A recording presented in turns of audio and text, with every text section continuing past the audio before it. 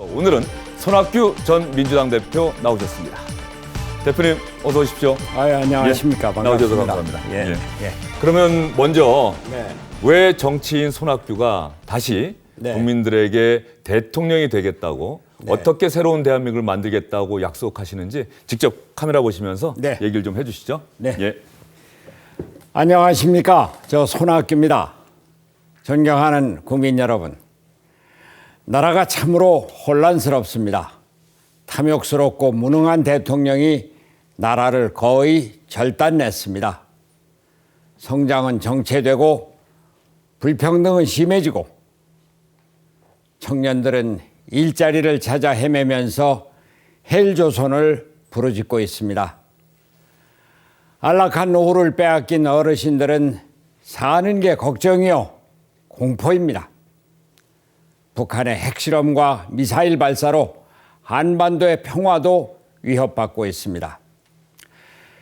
타산 정약용 선생은 지금 당장 개혁하지 않으면 나라가 망할 것이다, 이렇게 말씀하셨습니다. 오늘 우리가 꼭 그런 상황입니다. 지금 당장 대한민국을 대개조하지 않으면 나라가 이대로 주저앉을지 모릅니다. 우리 국민들은 이게 나라냐, 이렇게 외치고 있습니다. 새로운 대한민국을 위한 변화와 개혁을 요구하고 있는 것입니다. 단순히 정권만 바꾸는 게 다가 아닙니다. 나라의 틀을 바꾸고 국민의 삶이 질적으로 달라지는 그런 변화라야 합니다. 우리 국민 모두가 함께 잘 사는 나라, 정의로운 대한민국을 만드는 그런 개혁이라야 합니다. 저 손학규가 하겠습니다. 개혁의 기관차가 되겠습니다. 국민을 가르는 개혁이 아니라 안정 속의 개혁을 이루겠습니다. 국민 대통합의 개혁을 이루겠습니다.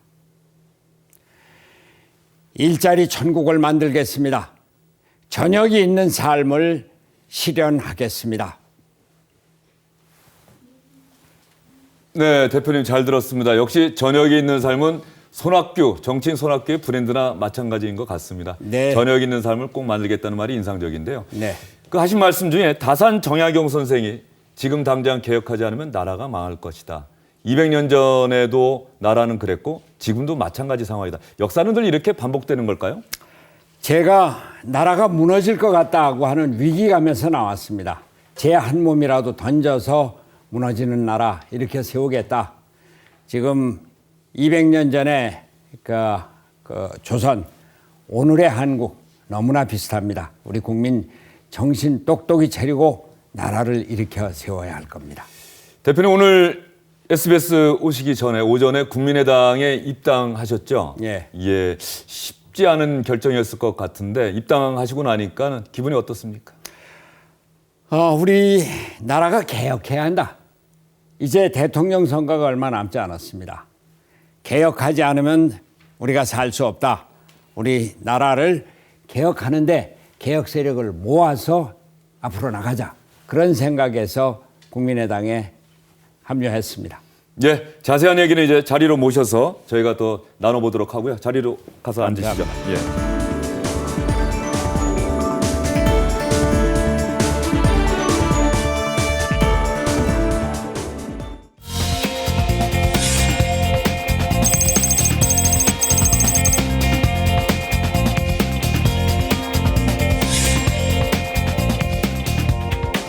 신체제 건설에 동참하겠다는 모든 개혁 세력을 하나로 모을 것입니다. 그 힘으로 대한민국과 한국 정치의 새 판을 짤 것입니다.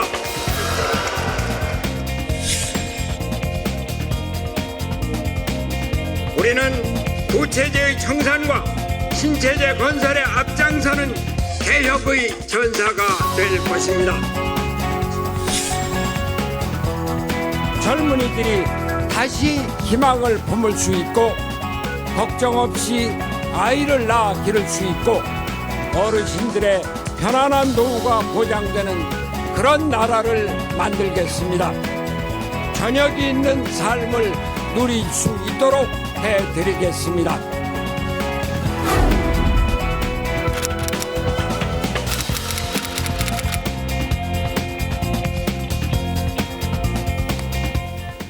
시청자 여러분께서는 주영진의 뉴스 브리핑은 어떤 기준을 갖고 대선 주자들을 모시고 있느냐 이렇게 생각하실 수 있을 것 같습니다. 선정 기준 설명해 드리겠습니다. 지지난주에 SBS 8시 뉴스에서 특집 대선 주자 여론조사 선호도를 실시했습니다. 이때 1% 이상의 선호도를 기록한 정치인을 대상으로 해서 주영진의 뉴스 브리핑에서 모시고 있고요. 출연 순서는 뭐 제비를 뽑거나 이런 게 아니고요. 대선 주자들의 일정 고려해서 저희하고 의논해서 결정했다는 점 여러분께 말씀드리겠습니다. 손학규 전 민주당 대표 날카롭고 철저하게 검증을 해야겠지요. 그래서 SBS 보도국 정치부의 두 선임 기자, 민성기 원일이 선임 기자도 나오셨습니다. 두 분 어서 오십시오. 네, 안녕하세요. 손 대표님이랑은 다 구면이시죠? 네, 예전에 그렇습니다. 취재도 하시고. 네, 오랜만에 어쨌든 간에 예, 아주 반갑습니다. 또 친분이 있으시다고 해서 또 봐주신다거나 너무 이렇게 여유 있는 질문만 하셔도는 안 되고 좀 날카로운 질문 좀 부탁드리겠습니다. 손 대표님도 날카로운 질문 받으면 오히려 더 철저하게 좀 자세하게 대답을 해주셨으면 감사합니다. 좋겠고요. 예. 먼저 두 분 기자님께서 손 대표님 나오셨는데 가장 궁금했던 점 한번 질문 좀 해주시죠. 국민의당 오늘 입당하셨는데 예. 국민의당 하면 뭐 역시 안철수 전 대표가 네. 만든 당이다 네. 이런 인식이 있고요. 여론조사 지지율도 지금 안 전 대표가 앞서가고 있습니다. 네, 네. 잘못하면 경선의 벽을 넘지 못하고 예. 불쏘시개로 끝나는 거 아니냐 이런 관측도 있는 것 같은데요. 역전의 필살기 갖고 계십니까? 지금 국민의당의 지지율이나 안철수 대표의 지지율이나 지금 그거 갖고는 안 되죠. 우리가 다 같이 일어서야 됩니다. 저도 지지율이 낮고요. 그러나 이번 대통령 선거는 패권 세력이냐 아니면 개혁 세력이냐 그 대결로 봅니다. 지금까지는 과거 정산 그 대통령의 퇴진에 주안점이 주어졌다면은 이제 대선이 가까워올수록 이제 대선이 그 헌법재판소에 이제 소추안 인용이 되고 그러면은 자 그럼 이제부터 나라를 누가 이끌어 나갈 것인가 어떤 나라를 만들 것인가 그러면서 능력을 보고 경험을 보고 경륜을 볼 것입니다. 그러면은 손학규에 관심이 갈 것이다 이렇게 생각합니다. 추가 질문 하나 더 드리겠습니다. 그러니까 3월에 정치권에 빅뱅이 있을 거다 이런 예언을 계속 하고 계시는데 예. 도대체 어떤 빅뱅이 있을 거라고 상정하고 있는 겁니까? 지금 현재 국민의당 갖고는 집권이 안 되죠. 그 국민의당 개혁 세력이 국민의당의 중심이 돼서 개혁 세력이 더 크게 뭉치는 겁니다. 지금은 민주당 특히 그 문재인 후보가 소위 대세론을 이루고 있는데 근데 그 시중에서 그런 얘기들 들으셨죠. 글쎄 문재인 갖고 되겠어. 근데 그게 그 시중의 지식인들뿐만이 아니라 뭐 전국적으로 그런 그 염려들이 많습니다. 뭐 저는 안 된다고 봅니다만 그러면은 개혁 세력이 모이는데 국민의당을 중심으로 해서 우리나라 이번 그 광장 민심 중에 내가 나를 대표한다 이런 게 있습니다.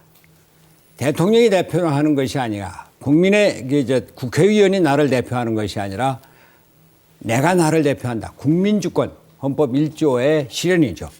그런 국민주권의 시대가 열릴 때 개혁 세력이 크게 모이는 것 그것을 제가 빅뱅으로 설명드린 겁니다. 원일이 기자. 오랜만에 하여튼 힘찬 목소리 들으니까 좀 반갑습니다. 지지율을 떠나서 말이죠. 예. 그다음에 당선 가능성을 떠나서 국민들 입장에서 기억하는 손학규라는 정치인은 개혁을 하기 위해서 새 판을 짜야 한다라는 이 메시지가 강했고 그 이미지가 굉장히 강합니다. 그래서 예. 새 판 짜기라는 그 화두를 가지고 국민들한테 어필을 해 오셨는데 결론적으로 보면 이제 국민의당에 입당을 하셨단 말이에요. 예. 국민의당은 새로 만든 새 판이 아니라 기존에 있는 정당 중에 하나를 골라서 이제 가신 거다라는 이제 평가를 피할 수가 없는 거다 말이죠. 그러면 손학규 대표의 국민의당 입당은 새 판 짝입니까? 헌판 고르기입니까? 뭐라고 설명하셔야 되겠어요? 우선 국민의당에 대해서 말씀을 드리죠. 국민의당이 작년 안철수 현상이 기본이 됐습니다. 안철수 현상이 뭡니까? 새로운 정치에 대한 기대입니다. 그렇죠. 그리고 안철수란 사람이 나타나서 제3당을 만들어서 총선에서 38석을 구했습니다. 그리고 그것은 단순히 38석이 아니라 전국적으로 고른 정당 득표율을 얻어서 민주당을 따돌리고 2위를 했습니다. 새로운 정치에 대한 국민의 여망입니다. 그러면 정치는 어차피 있는 사람들을 재조직하는 것이 정치지 완전히 모든 사람들이 다 새 것이 되는 건 아닙니다. 문제는 목표가 무엇이냐, 슬로건이 무엇이냐, 또 그 정당이 추구하는 바 국가의 비전이 무엇이냐, 그것이 새 것이면은 거기에 모이는 사람들이 새 판이 되는 것이고, 저 손학규는 제가 정치를 좀 오래 했습니다만 정치에 처음 나설 때부터 개혁위에 나섰다고 했고 한나라당에 있을 때도 개혁의 전사였었습니다. 또 개혁과 통합, 민주당의 대표를 2번 하면서는 야권 대통합을 이루어서 대통령 선거에 임했습니다. 지금은 소위 박근혜 패권이 문재인 패권으로 그대로 넘어가는 패권 교체냐, 아니면은 이 정치에 우리 국민이 주권이 되고 대통령의 무한 권력, 소위 제왕적 대통령제를 떨어내고 국민에게 다시 권력이 돌아가는 권력 균점의 시대로 돌아가느냐 하는 개혁의 시대고, 국민의 당이 저 손학규와 함께 그런 개혁의 시대를 열어갈 것이다. 그렇게 말씀드립니다. 개혁 대 패권 프레임은 뭐 일견 듣기에도 하여튼 합리적인 지적으로 좀 들립니다. 그런데 지금 개혁 세력이 뭉친다고 말씀을 하셨는데, 그럼 손학규 대표님하고 안철수 전 대표하고 뭉칠 수 있는 또 다른 개혁 세력은 누가 있습니까? 그동안에 뭐 여러 가지 얘기들이 있었죠. 아직은 그게 활성화되지 않고 있는데, 저와 안철수 대표가 합쳐서 새로운 기운을 일으키면은 그동안 잠재해 있었던 많은 세력들이 지금 정치권에, 제가 뭐 일일이 거론하지는 않겠습니다만 그 중에는 민주당 내에 있는 개혁 세력들도 포함될 것이고, 또 앞으로 그동안에 여러 세력으로 산재해 있었던 이런 세력들이 다시 모이게 될 것으로 생각합니다. 한 분만 거명해 주시면 안 될까요? 특히 민주당 내 개혁 세력이라고 하시면 굉장히 궁금증을 좀 유발하시네요. 여기서는 개인 이름을 거론하는 거는 삼가도록 하죠. 어쨌든 대선을 앞두고 정치권에 커다란 변화가 있을 것이다. 그렇죠. 그것을 새로운, 만약에 그 변화가 없으면 우리나라 정치는 절망이다, 이렇게 생각합니다. 네. 그리고 대표님, 패권이라는 말씀을 많이 하시는데, 개혁 대 패권이다라고 하시는데, 사실 많은 시청자분들이 패권 많이는 듣는데 무슨 얘기인지 잘 모를 것 같아요. 도대체 왜 패권이 문제고 실상이 뭐라고 생각하십니까? 패권이라는 게 자기 권력을 갖고 다른 권력을 짓누르는 게 패권입니다. 자기 권력만 믿고. 그러니까 폐쇄적이죠. 그리고 독단적이고 교만하고. 이를테면 그리고 내 기준으로 모든 거를 재단하는 겁니다. 아니 사람이 문제지 헌법이 문제냐. 그랬다가 그 개헌 논의가 쫙 이렇게 이제 밀려오니까 나도 워낙 개헌론자였었다. 이런 식의 어떤 교만함 속에서 내가 갖고 있는 세력만을 중심으로 해서 다른 국민들, 다른 세력을 배제하는 이런 거죠. 예. 아마도 문재인 전 대표를 말씀하시는 것 같습니다. 예. 손학규 전 대표와 저희가 이야기를 나눠보고 있는데요. 일단 대선 주자라고 하는 것은 단순히 지지도 문제가 아니라 시청자 여러분들도 대선 주자들이 과연 나한테 무슨 약속을 하고 있는지, 그리고 그 약속은 과연 지킬 만한 것인지, 이런 것들을 아마 꼼꼼히 따져보실 겁니다. 그래서 손학규 전 대표가 직접 시청자 여러분들께 화이트보드 옆에 서서, 예전에 대학에서 또 강의도 하셨으니까 한번 여러분들께 친절하게 자신의 공약을 설명하고요. 여러분들 대신해서 두 선임 기자와 제가 그 설명을 듣고 나서 한번 궁금한 점을 질문해 보도록 하겠습니다. 손 대표님, 화이트보드 앞으로 가셔서 먼저 첫 번째 공약, 어떤 부분에 관한 공약입니까?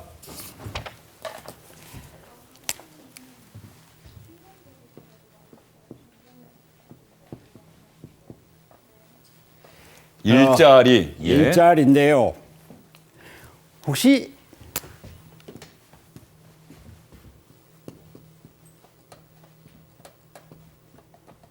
이생망이라는 이런 얘기 들어보셨습니까? 네, 저는 들어봤습니다. 두 분 선임 기자들도 못 들어봤어요. 이번 생에는 망했다. 그렇죠. 예. 그래서 젊은이들의 이야기라고 합니다. 얼마 전에 제가 그 노량진에 있는 그 공시촌에 갔었습니다. 그 컵밥을 먹으면서 젊은 사람들하고 많은 얘기를 나눴는데 그중에 한 사람이 33살이라고 하는데 자기가 입사원서를 200장을 썼다고 해요. 그러면서 다 떨어졌는데 떨어졌다는 통지를 한번 받은 일이 없다. 통지라도 받게 해달라. 법제화 해달라. 제가 법제화 해주겠다고 그랬습니다. 하여튼 이것이 오늘의 현실입니다. 저는 우리나라의 모든 경제정책의 핵심 초점이 일자리에 맞춰져야 된다. 이런 말씀을 드립니다. 제가 경기도지사를 할 때 74만 개 일자리를 경기도에서 만들었습니다. 근데 이것은 당시 우리나라에서 만들어진 100만 개 일자리의 4분의 3이었습니다. 그러면 어떻게 경기도에서 그렇게 많이 만들었느냐? 우연은 아닙니다. 일자리는 지도자의 의지의 문제다. 지도자의 신념의 문제다. 파주에 가면 손학규가 보인다. 이런 얘기를 듭니다. 파주 LCD 단지가 있죠. 예. 파주의 인구가 제가 도지사 시작할 때 17만이었는데 지금 42만이 됐습니다. 파주 165만 평 조성하는데 거기서만 4만 5천 개의 일자리가 나왔습니다. 판교 톨게이트 바로 옆에 한 13층짜리 깨끗한 건물이 쭉 있습니다. 네. 판교 테크노밸리입니다. 판교에 가면은 손학규가 보인다. 여기는 20만 평 단위에 지금 7만 5천 개의 일자리에 여기 매출이 100조라고 합니다. 바로 이런 게 있었기 때문에 74만 개 일자리가 나오는 겁니다. 저는 앞으로 대통령이 되면은 우리가 4차 산업혁명 시대를 맞이해서 판교 테크노밸리 같은 것을 전국적으로 한 10군데를 만들겠다. 판교 테크노밸리 만들 때 그때 그 10년 전에 1조 한 9천억 들였습니다. 걷어들인 돈이 1조 4천억입니다. 5천억 이익을 봤습니다. 저게 전국적으로 1년에 한 2개씩 3개씩만 만들어도 그래서 임기 내에 10개를 만들면은 그러면 저기서 100만 개 일자리가 나옵니다. 일자리는 그저 세금 쫙 갖고서 공공부문에서 공무원 들린다 이걸로 되는 것이 아닙니다. 일자리는 민간이 만들고 기업이 만든다. 이러한 확고한 신념 속에서 출발해야 된다. 이런 말씀을 드립니다. 네, 손 대표님의 일자리 창출 공약을 들었습니다. 선임 기자들 질문하실 게 분명히 있을 것 같아 보이는데요. 먼저 제가 질문드리겠습니다. 지금 이렇게 설명하시는 거 들어보니까 뭐 벤처와 창업 이런 거 강조하시는데 얼핏 듣기에는 박근혜 대통령이 집권했을 때 창조경제 컨셉이랑 좀 비슷한 것 같습니다. 지역에 연구단지 만드는 것도 소위 창조경제센터와 좀 유사한 측면이 있는 것 같고요. 박근혜 대통령의 창조경제 컨셉과 본인이 생각하시는 일자리 대책의 가장 큰 차이점은 어디서 비롯되는 겁니까? 저는 박근혜 대통령 창조경제센터 만들 때 저게 정권이 끝나면 끝나겠구나 이렇게 생각했습니다. 그냥 각 그 시도의 대도시에 기업을 하나씩 그냥 엮어갖고 저게 뭐 부동산 사업을 하는 건지 실제로 지금 뭐 이게 뭐가 있습니까? 근데 저는 제가 경기도 지사가 됐을 때 경기도가 우리나라 첨단 산업의 맨 첨단을 가고 있죠. 처음에는 그 디즈니랜드다, 유니버설 스튜디오다 이런 이제 서비스 산업 이런 걸 생각을 했는데 이 사람들이 그냥 털도 안 뽑고 그냥 먹으려고 그러더라고요. 그 골프장 무슨 이 카지노 이런 이야기만 하고 그래서 안 되겠다.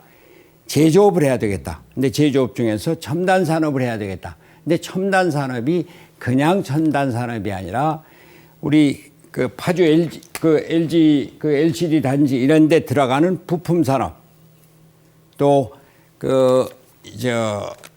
반도체에 들어가는 부품 산업, 자동차 부품 산업 이런 것들을 쭉 모아 보다 보니까 파주하고 판교뿐만이 아닙니다. 평택의 어연한산 산업단지, 현곡산업단지, 포승단지, 또 화성의 여러 단지 이렇게 해서 국가에서 해줄 일은 국가가 직접 일자리를 만든다기보다 기업이 일자리를 만드는데 그것을 도와주고 인프라를 깔아주고 산업단지를 만들어주고 도로 만들어주고 전기 넣어주고 가스 넣어주고 하수도 상수도 넣어주고 그리고 행정지원에 재정지원 해주는 것.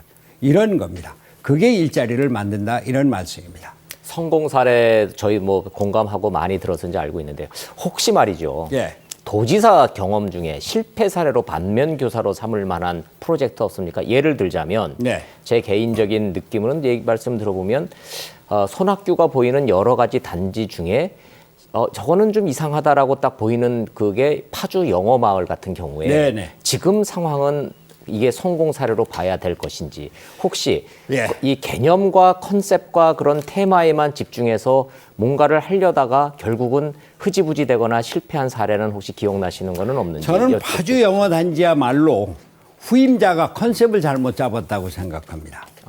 저 영어 마을은 돈을 벌기 위한 것이 아니라 돈을 쓰기 위한 것입니다. 지금은 영어 교육이 상당히 일반화됐습니다만 15년 전에 그때 우리나라가 세계화의 길로 나갈 때 그때 영어 교육을 많이 해야 된다. 근데 많은 학생들이 외국에 가지 못했습니다. 외국에 연수 가고 그러는데 못 가는 학생들, 이런 학생들을 위해서 국내에서 외국의 분위기 그대로 외국인 원어교사를 공급을 해주고 거기서 일주일 동안 공부를 해 나가면은 그럼 최소한도 일주일이 지나면은 yes, no는 해요. 뭐라고 그랬을 때 yes, no, 그런 정도로 이렇게 마음을 풀어주는 이런 기초적인 역할을 해주는 것이고 그것은 경기도 재정으로 1년에 100억, 200억 쓰는 건 아무것도 아닙니다. 그래서 영어 마을을 만들었는데 그 뒤에 이게 돈이 안 벌린다. 전혀 복지 사업을 돈 벌리려고 합니까? 그 영어 학원은 영어 마을은 그 영어를 통한 교육 복지 사업이었습니다. 그 뒤에 후임자가 컨셉을 잘못 받아서 지금 민간한테 넘겨가고선 지금 망해갔는데 대단히 안타깝습니다. 네, 이생망 젊은이들이 이번 생에는 망했다. 그래서 젊은이들을 위해서라도 반드시 일자리는 만들어내야 되고 경기지사 시절에도 일자리를 만들어낸 경력이 있기 때문에 자신 있다. 구체적인 내용은 앞으로도 또 다른 자리를 통해서라도 일자리 창출 공약에 대한 이행 계획은 아마 밝히셔야 될 것 같고요. 다음 공약으로 한번 넘어가 주시죠. 어떤 얘기해 주실지. 일자리 창출 공약은 모든 대선 주자들이 다 말씀하시는 것 같은데 시청자 여러분들도 꼼꼼히 한번 잘 보시고 또 비교 검증을 한번 해보시길 바라겠습니다.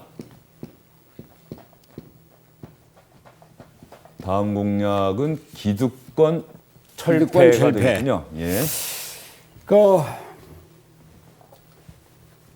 이번에 광장의 민심에 제가 놀란 것이 중학교 고등학생들이 그렇게 많이 나왔습니다. 초등학생들도 많이 나왔습니다. 아마 정유라가 없었으면은 그렇게 많이 나오지 않았을지 모릅니다. 근데 정유라는 누구하고 연결되어 있습니까? 최준실의 딸이고 여기는 박근혜 비선실세였습니다.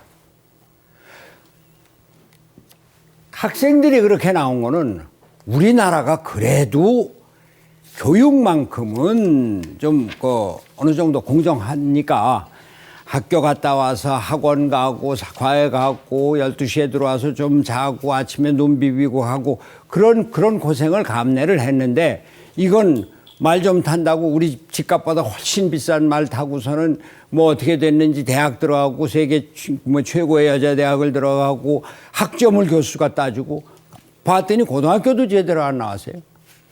소위 법 앞에 평등 개념이 없어진 겁니다. 그런데 그게 알고 봤더니 삼성이라는 재벌이 들어가 있는 거예요. 그런데 그 재벌 알고 봤더니 이재용이라는 사람이 국민연금을 통해서 비합법적인 재산 상속에 개입되어 있는 거예요. 결국 이런 교육의 비리가 재벌과 정권의 비리로 연결되어 있는 이게 이번 그 광장 민심의 본질입니다. 기득권, 특권, 부패 구조입니다. 지방에 가보면 말이죠. 지방사업자, 무슨 지방자치단체장, 저놈들 전 사업자예요. 무슨 시장군수가 아니에요. 이런 얘기들을 많이 듣습니다. 우리나라가 GDP가 1인당 3만 불이 됐는데 아직도 부패공화국의 이 오명을 씻지 못하고 있는 겁니다. 부패를 척결하고 기득권을 철폐하는 것, 이것이 우리의 과제고 이번 광장 민심의 핵심입니다. 제가 강진에서 내려오면서 6공화국은 끝났다. 이제 7공화국을 열어나가야 되겠다고 했을 때 7공화국은 단지 헌법을 대통령 중심제에서 무슨 내각제로 바꾼다 이런 것이 아닙니다. 이런 기득권 구조를 걷어내는데 대통령이 갖고 있는 특권과 기득권, 제왕적 대통령제, 이것을 걷어내고 국민들에게 주권을 돌려주는 권력 분점의 원칙에 따라서 새로운 공화국을 만들자, 7공화국을 만들자. 바로 이것이 제가 말씀드리는 개혁의 핵심입니다. 네. 정치적 기득권에 대한 철폐 부분은 뭐 이해가 되고 경제 기득권의 철폐는 지금 이제 재벌을 언급하시다 보니 필연적으로 이제 대기업 개혁, 재벌 개혁에 대한 말씀을 지금 하시고자 하는 것 같은데 구체적으로 어떤 보관이 있으십니까? 재벌 개혁은 저는 두 가지를 생각을 하고 있습니다. 하나는 재벌의 지배 구조 개선, 또 하나는 재벌의 중소기업에 대한 횡포를 끊어내야 된다. 바로 이겁니다. 지배구조 개선은 우리나라 재벌처럼 그냥 안 걸치는 데가 어디 있습니까? 완전히 문어발식으로. 그러니까 옆으로도 문어발식이고 아래는 3대, 4대째 내려가고 있습니다. 조카 정도가 아니라 손주대 가면은 뭐 숫자가 얼마나 많습니까? 그러니까 재벌에 납품을 하는 업체들한테 그 기술 설계서를 가져와라. 우리 AS에 필요하다. 말이 AS에 필요하다고 하고 실제로는 그 기술 설계서를 그 자회사에 맡겨갖고서는 그 중소기업 협력업체를 죽입니다. 거기서 자라온 인재들을 뺏어갑니다. 이것을 끊어내지 않고서는 우리나라 중소기업이 살지를 못합니다. 중소기업, 왜 우리가 지금 일자리 고생을 그렇게 합니까? 왜 그렇게 100대 1 되는 공시촌에 젊은이들이 모입니까? 대기업 가지 않으면 중소기업은 가서 살 희망이 없으니까. 중소기업의 임금이, 평균 임금이 대기업의 50%가 안 되는데 IMF 때만 하더라도 80%에 인접했다고 합니다. 그러면은 대기업과 중소기업의 이런 그 불평등한 이런 관계를 끊어내는 것, 이것이 우리 개혁의 또 하나의 과제입니다. 그렇게 해서 중소기업을 독일처럼 세계적인 히든 챔피언, 중견 강소기업을 만들어서 거기서 좋은 일자리를 만들면은 그러면 젊은이들이 꼭 굳이 대기업이나 공무원 시험을 보지 않아도 된다. 그것이 그 재벌 개혁의 핵심이다, 이런 말씀입니다. 저 국가 시스템 개혁을 위해서 개헌을 한다고 그럴 때 네. 최우선적으로 고쳐야 될 부분이 있다. 그러면 한 가지만 딱 구체적으로 한번 말씀해 주시죠. 최우선적으로는 역시 그 대통령의 제왕적 특권을 걷어내고 국민 주권의 시대를 열어간다, 이런 겁니다. 우리 대통령의 그 기득권 이 폐해는 이번 과정에서 다 보았기 때문에 더 말씀드리지 않겠습니다만 지난 30년 동안 이것이 쭉 계속되어 온 겁니다. 어느 정권 하나 기득권이 없었던 그런 정권이 없었고 그 기득권으로 자식이나 또는 그 친척이나 형제들이 구속되지 않았었던 일이 없었을 정도고 말이죠. 그런데 더 중요한 것은 우리가 지금 이제 다당제가 현실로 되어 있는데 다당제에서 누가 대통령이 돼도 여소야 됩니다. 국회를 통솔하지 않고서는 나라를 이끌 수가 없고 국정을 운영해 나갈 수가 없습니다. 정치적인 안정을 위해서 그리고 정책의 통합을 위해서 그 연립정부, 합의제 민주주의가 필요하다. 저는 원래 내각제를 반대했었습니다. 일본의 경우 정치가 경제를 이끌지 못하고 국제적으로도 위상이 아주 낮아졌기 때문에. 그런데 독일에 가서 보고 생각이 달라졌습니다. 세계 최강의 경쟁력을 갖추고 있고 최대 복지국가로서 동서독 통합을 했습니다. 그게 뭔가 그랬더니 정치적인 안정이에요. 그 안정이 어디서 나왔나 그랬더니 연립정부에서 나왔습니다. 그런 그 독일식의 책임 총리에 의한 연립정부, 그 합의제 민주주의가 우리가 가야 할 길이다 이렇게 생각합니다. 손 대표님, 그러면은 조금 전에 재벌개혁 말씀하셨는데요. 이재용 삼성전자 부회장이 오늘 구속영장이 발부돼서 구속됐습니다. 예. 그 결정 보시면서 손 대표님은 어떤 생각 드셨습니까? 저는 사실 재벌의 총수가 구속되고 이러는 것이 나라로 봐서 꼭 좋은 일 아닙니다. 그 삼성전자가 우리나라에서 최대 기업일 뿐만이 아니라 세계적인 기업 아닙니까? 그럼 세계적인 기업을 앞으로 4차 산업혁명의 어려운 시기에 그 계획을 해 나가고 하려면은 기업의 총수가 있어야죠. 그러나 나라로 봐서는 이러한 부패 구조, 기득권과 패권 구조를 끊어내지 않고 재벌과 이 정유라 관계 끊어내야죠. 재벌과 그 박근혜 관계, 그 대통령 관계, 국회 정치 관계 끊어내야죠. 정유라, 최진식 이런 관계를 끊어내야죠. 이것이 기득권을 철폐하는 7공화국의 길이다 이렇게 말씀드리는 겁니다. 알겠습니다. 이제 세 번째 공약으로 넘어가야 될 것 같은데요. 저희가 또 준비된 순서가 있으니까 대표님께서 세 번째 공약을 한 2분 정도에 아주 네. 깔끔하게 정리를 해주시고 그다음에 또 선임 기자들과 제가 이 세 번째 공약을 오늘 들고 나올 때 저희 참모들이 사실 지금은 그거 할 때가 아닌데요 라고 반대를 했습니다. 그렇습니까? 네. 도대체 뭘까요? 평화입니다. 평화. 예. 아니 북한에서 핵무기 개발하고 미사일 쏘고 거기다 김정남 살해 사건도 나고 그래서 온통 안보가 고조되는 이런 분위기에서 평화를 얘기하는 건 좀 곤란하지 않습니까? 저는 박근혜 대통령의 정책 중에서 제일 잘못한 것이 개성공단 폐쇄다 이렇게 얘기를 합니다. 지금 그런 얘기하면 안 됩니다. 우리 참모들은 그런 얘기를 합니다.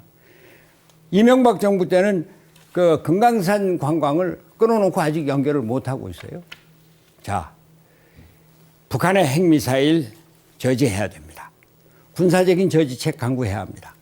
이를 위해서 국제적인 공조체제를 더욱 튼튼히 해야 합니다. 그래서 비핵화로 유도를 해야 됩니다. 그런데 전쟁 중에도 대화의 길이 열려 있습니다. 협상을 해야 됩니다. 그런데 남북 간의 협상의 길이 완전히 단절되어 있습니다. 북한이 미국과 대화를 원하는데 미국과도 완전히 단절되어 있고 미국은 한때는 한국에서 하지 말라고 그런다. 또 한국은 미국이 저렇게 강경하게 나오는데 이렇게 얘기를 하고 있는데요. 저는 한편으로는 안보 군사적인 저지책을 강구하면서 다른 한편으로는 평화 체제를 유지하고 만들어가는데 좀 더 힘을 써야 된다. 우리 대한민국이 나서서 오히려 미국과 중국, 사드 문제로 지금 상당히 긴장해 있는데 같이 앉혀놓고 사드가 북한 핵을 저지하는데 어떤 역할을 하고 있으니 중국은 북한에게 핵을 저지하도록 해라. 그때까지는 우리는 주둔이 불가피하다. 이렇게 같이 앉혀놓고 한반도에서 전쟁이 아니라 평화를 이루어야 된다. 저는 그렇습니다. 한반도에서 어떤 경우든 전쟁은 일어나서는 안 된다. 이것이 우리나라 지도자들의 핵심적인 비전이래야 된다. 이런 말씀입니다. 평화를 유지해서 평화체제를 유지하고 평화체제를 통해서 한반도의 비핵화를 이루는 이 노력이 반드시 이루어져야 된다. 그런 생각입니다. 그리고 한반도 평화를 통해서 개성공단 같은 것을 더욱더 확대시키고 개성뿐만이 아니라 평양으로 남포로 또 나신 선봉으로 우리나라 기업이 발전할 수 있는 기회를 만들어야 된다. 그것이 평화 경제의 길이다. 이렇게 생각합니다. 네, 손 대표의 세 번째 공약은 한반도 대북 정책에 관한 부분이었습니다. 저 사드 문제와 관련해서 사드에 반대했던 국민의당 당론을 변경해야 된다 이런 얘기가 나오고 있고 당내에서 논란도 있는 것 같습니다. 네. 제가 안철수 전 대표 발언을 보니까 과거보다는 많이 우클릭해서 이제 한미 간의 협약을 그냥 뒤집을 수는 없다 이런 쪽까지 와 있는 것 같아요. 손 의장의 입장은 어떤 겁니까? 사드에 관해서. 뭐 저는 일관되게 원래 제가 사드는 반대했었습니다. 사드의 군사적인 효용성에 대한 확실한 설득력을 우리가 좀 더 가질 수 있도록 정부가 국민을 설득을 했느냐, 국회를 설득했느냐, 국회하고 협의를 했느냐 이 얘기입니다. 또 사드는 미국, 일본의 MD 체제의 일환으로 배치가 되는 건데 그러면은 당장 사드가 중국과 이 전선을 형성하게 됩니다. 그럼 중국은 안보 이해관계가 바로 걸려 있는데 중국과 협의를 했느냐? 지난번에 사드 배치할 때 안 할 듯 NCND 뭐 부정도 안 오고 시인도 안 오고 이러다가 나중에 가서 그냥 발칵 해버렸단 말이에요. 이거는 외교에서 있을 수가 없는 이야기입니다. 그래서 지금이라도 국회에서 협의를 하고 또 중국과 협의를 하고 해서 한반도가 다시 말씀드리지만 분쟁의 현장이 아니라 한반도가 대화와 타협의 현장이고 분열의 현장이 아니라 통합의 현장이 되어야 한다. 그것을 한국 정부가 주도해야 하고 한국의 대통령은 동아시아 평화의 중심적인 주도적인 역할을 해야 된다. 이런 말씀을 드립니다. 그러니까 사드 배치에 관한 국민의당 당론을 바꿔야 한다는 말씀이십니까? 아니면 그 반대하기로 한 당론을 아니면 바꿔야 한다는 말씀이세요? 지금 아니면 바꾸는 것은 지금 보류를 하고 있는 것으로 알고 있습니다. 뭐 바꿔야 된다라고 하는 이런 생각을 가진 의원들이 일부 있는 것이 사실인데 그러나 당론을 그렇게 쉽게 바꿀 일은 아니다. 좀 보류를 하고 좀 더 의논을 해보자. 저는 민주주의가 중요한 것은 토론과 토의를 통한 합의의 과정이라고 생각을 합니다. 전혀 일방적으로 소위 독재자 같이 권위주의적으로 자 내가 지도자가 이렇게 했으니까 이렇게 해. 이건 뭐 또 내 생각 바꿨으니까 따로 이것은 민주주의가 아니고 그 구성원들과 협의를 하고 합의를 이끌어내서 합의를 기초로 정책을 발표하고 또 비전을 펴나가는 것이 민주주의고 민주주의의 장점이다 이렇게 생각합니다. 경선을 치르셔야 되고 경선을 치르시려면 어떤 핵심 그 논란이 있는 이슈에 대해서 입장을 밝히셔야 되는데 예. 개성공단 재개를 대선 공약으로 내세우실 겁니까? 뭐 그것이 제일 전면에 나설 것은 아닙니다만 네. 개성공단과 관련해서 뭐 제 입장을 밝히라고 하면 언제든지 저는 개성공단은 재개해야 된다. 금강산 관광도 재개해야 된다. 또 남북 교류 협력을 좀 더 적극적으로 해야 된다. 이런 말씀입니다. 제가 한 말씀만 드릴게요. 제가 경기도지사를 할 때 대북한 그 경제 협력, 그 중에서 벼농사 협력 사업을 했습니다. 모내기 시범 사업에 갔을 때 북한 주민의 농촌의 주민의 집을 방문해서 안방과 부엌을 들여다봤습니다. 저를 안내한 사람이 남쪽에서 오신 높은 분 중에 그 우리 주민들의 안방까지 들여다본 분은 지사님이 첫 번째예요 그러더라고요. 왜 그것이 가능했느냐? 우리 농업 기술 지도원들이 북한에 가서 1년 내내 상주를 하면서 북한 주민들과 같이 생활을 했습니다. 농사를 짓다가 보면은 봐서 집에 가서 뭐 괭이도 가져오고 호미도 가져오고 물도 떠먹을 거고 그러다 보면 밥도 같이 먹을 거고 그것이 연장돼서 도지사가 갔는데도 자연스럽게 그 방까지 안내한 겁니다. 독일의 브란트 수상의 동방정책의 창안자이고 실행자인 에곤 바르라고 하는 사람이 한 말이 있습니다. 접촉을 통한 변화, 접촉을 통해서 그 사회를 변화시킨다. 저희는 교류와 협력을 통해서 북한 사회의 개혁 개방을 이끌어내는 것, 그것이 앞으로 한반도 통일의 가장 중요한 기반이 될 것이다. 그런 생각에서 교류 협력 정책을 적극 주장을 합니다. 원일이 기자가 뭐 질문 하나, 후속 질문 하나 하시고 짧게 대답을 좀 해주셔야 될 것 같습니다. 그 당시 상황을 복기를 좀 해보면 박근혜 정부가 개성공단을 폐쇄한 것이 아니고 북한 핵 문제가 가시화되면서 전 세계가 공조하에 대북 압박을 할 때 대북 압박을 다방면으로 한다고 하면서 당사자인 남한은 개성공단을 유지하는 것이 논리적으로 현실적으로 도저히 할 수가 없으니 미국의 압박과 국제사회의 공조 때문에 어쩔 수 없이 선택을 한 측면이 있는데 이제 와서 상황은 바뀐 것이 없는데 그런 목표와 이 총론만 놓고 개성공단은 재개하는 것이 맞다라고 하는 것이 뭔가 앞뒤가 맞지 않고 특히 이 국제 공조하고 좀 악의가 맞지 않는다는 이런 비난의 목소리가 나올 수밖에 없는 상황입니다. 이게 이런 묘안이 좀 있으실까요? 아니죠. 핵실험이 어제 오늘이 아닙니다. 2006년에 제1차 핵실험을 했습니다. 그동안 10년 동안 개성공단 건재했습니다. 개성공단이 폐쇄되고 나서 북한이 그러면 돈이 없어서 개성공단에서 나오는 돈이 없어서 핵실험 중단했습니까? 미사일 개발 중단했습니까? 아닙니다. 그거는 그때 박근혜 정부가 북한에 대해서 무슨 강경책을 쓸까 그러는데 남은 게 그것밖에 없어요. 근데 그거는 써서는 안 되는 건데 쓰고서는 그 국제적인 공조 때문에 했다. 그거는 아주 궁색한 변명입니다. 그게 지금 그대로 있어도 개성공단은 개성공단대로 돌아가고 그러면서 국제적인 압박과 공조 체제는 유지가 됐었을 겁니다. 그리고 좀 더 우리가 분명하게 생각해야 될 것은 한반도가 지금 그 정전 체제에 있습니다. 평화 체제로 바꿔야 합니다. 북한은 미국이 2차 대전 끝난 이후에 한 번도 승인하지 않은 유일한 국가입니다.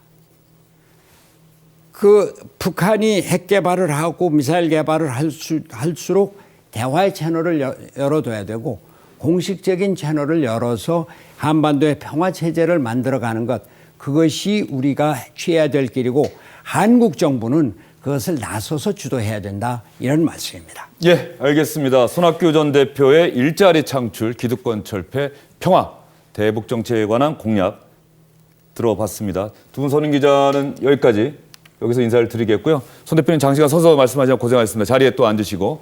이제부터는 정치인 손학규이기 전에 사람 손학규에 대해서 저희가 여러분과 함께 검증을 해보도록 하겠습니다.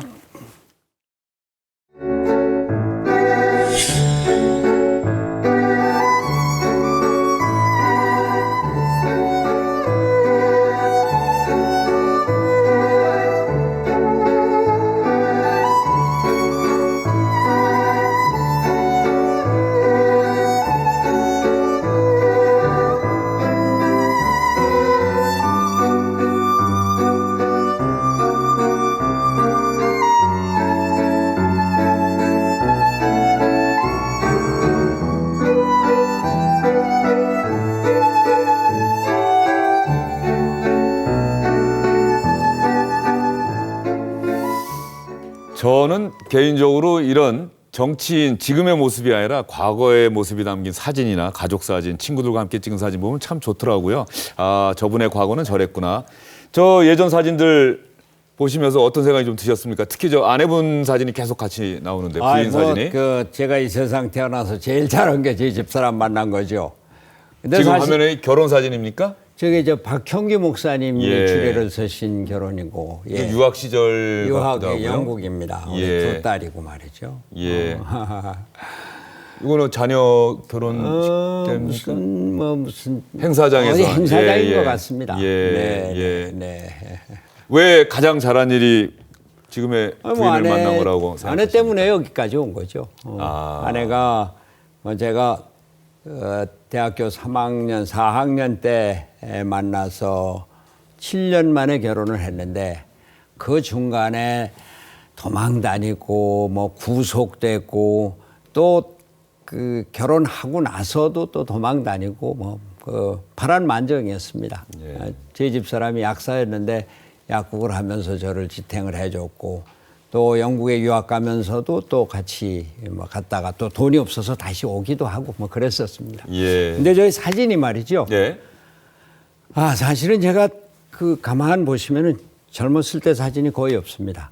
예, 많지 않은 거 군대 같아요. 사진도 그냥 증명사진 하나밖에 없고. 예. 제가 1973년에 청계천 판자촌에 들어가면서 그때 사실 제 마음으로는 혁명가였습니다. 그 혁명가는 사진을 갖고 있지 않는다. 그때까지 있었던 사진을 다 태워버렸어요. 아이고 이런. 저런 사진은 어디 다른 친구한테서 얻은 사진일 텐데. 예. 중고등학교 시절 같습니다. 청년 때 사진은 예.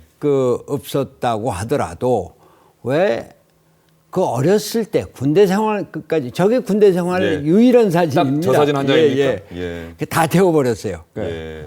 아, 훈남이셨네요, 젊으실 때. 아이, 무슨 말씀? 예. 그런데 그 부인이 예. 정치 입문한 뒤로 영욕을 다 겪지 않으셨겠어요? 당선되고 본인이 원하는 일을 할 수도 있었지만 또 낙선의 아픔도 있었고 이제 정치 그만하고 좀 우리 편안하게 삽시다. 특히 우리 사회 선배니까 좋은 얘기 덕담해주고 조언해주고 이렇게 살면 안 되겠느냐 이런 말씀 혹시 안 하셨습니까?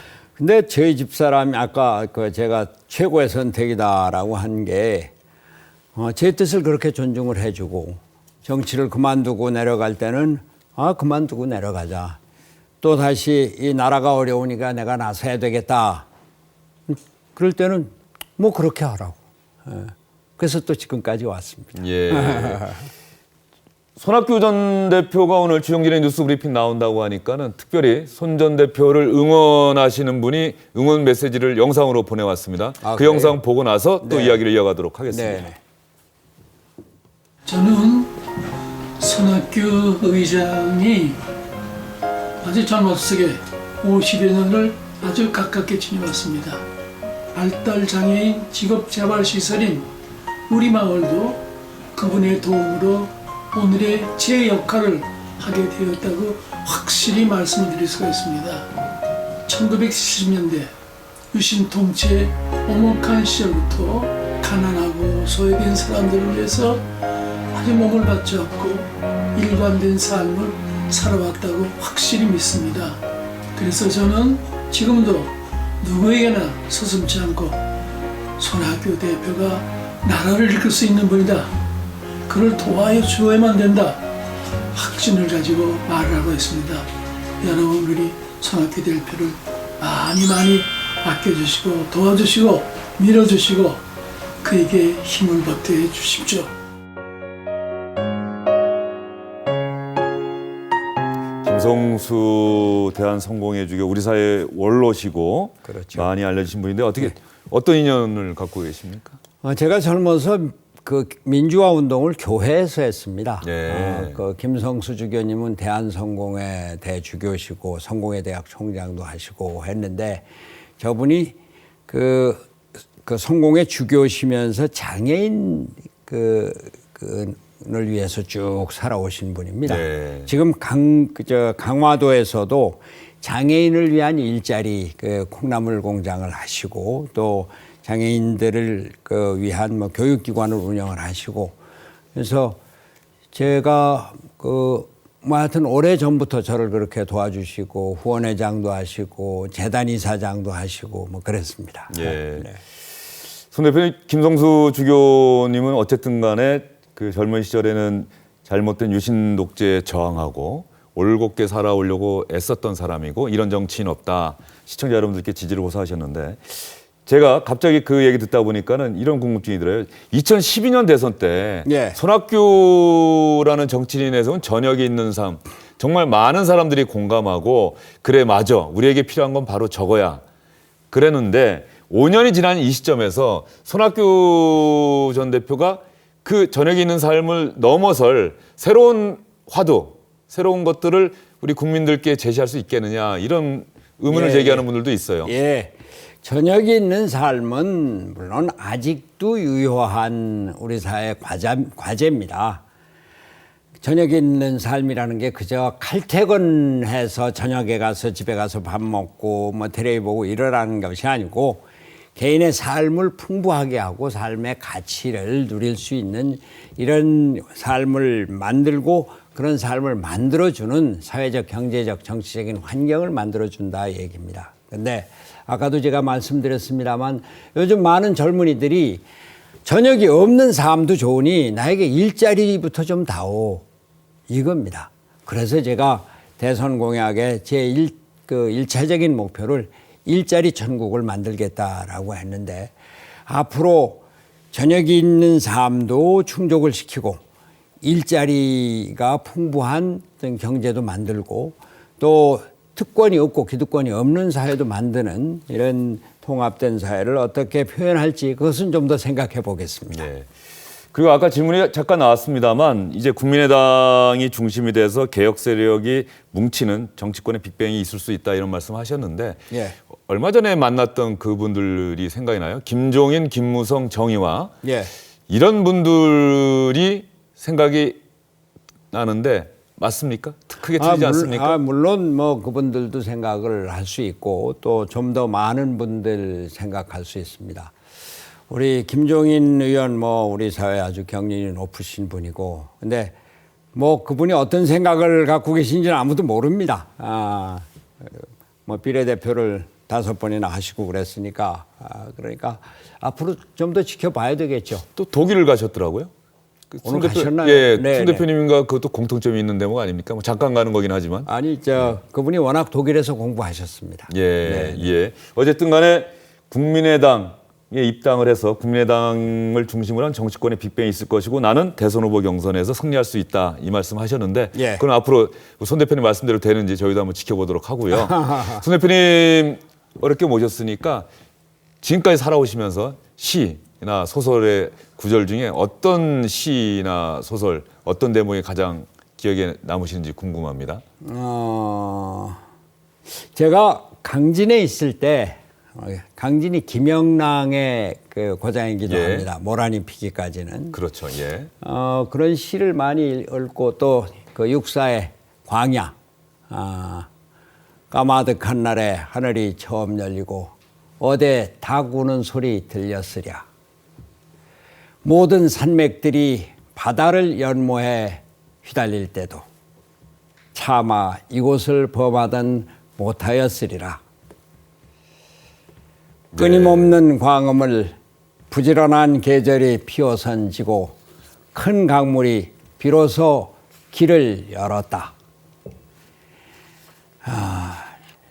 그 다음 대목이 또 있죠. 예. 나 이제 지금 지금 눈날이고 매화향기 홀로 아득하니 내 여기 가난한 노래의 씨를 뿌려라. 다시 천고의 뒤에 백마 타고 오는 초인이 있어 이 광야에서 목 놓아 부르게 하리라. 예, 손학규 전 대표님 목소리로 직접 들어보니까 예. 이 시 저 고등학교 때 국어 교과서에 실렸던 그래. 시입니다. 예.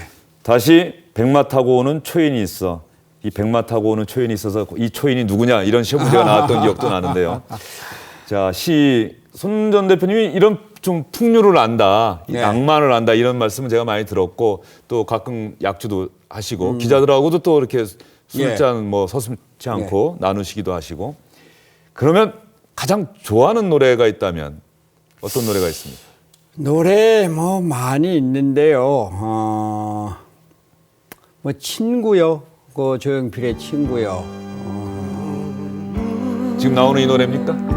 하늘에서 잠잠 예. 우리 먼저 세상을 뜬 조영래 변호사, 예. 김근태 의장. 그 친구들이 생각이 날 때 이 노래가 또 생각이 납니다. 참 좋은 친구들이었고 조영래 변호사가 오래 살았으면은 우리나라 정치에 많이 달려졌을지도 모르고 김근태 의장은 지금도 우리 정치에 아주 꿋꿋한 의인으로 민주주의자로 남아 있습니다. 이제 제가 젊었을 때 서울대학교 삼총사 저희 셋이 고등학교 예. 동기였습니다.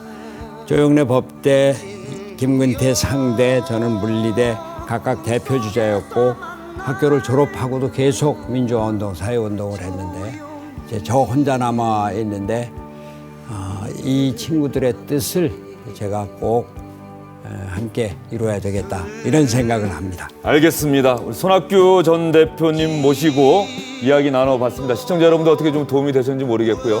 손 전 대표님 오늘 긴 시간 수고 많으셨습니다. 감사합니다.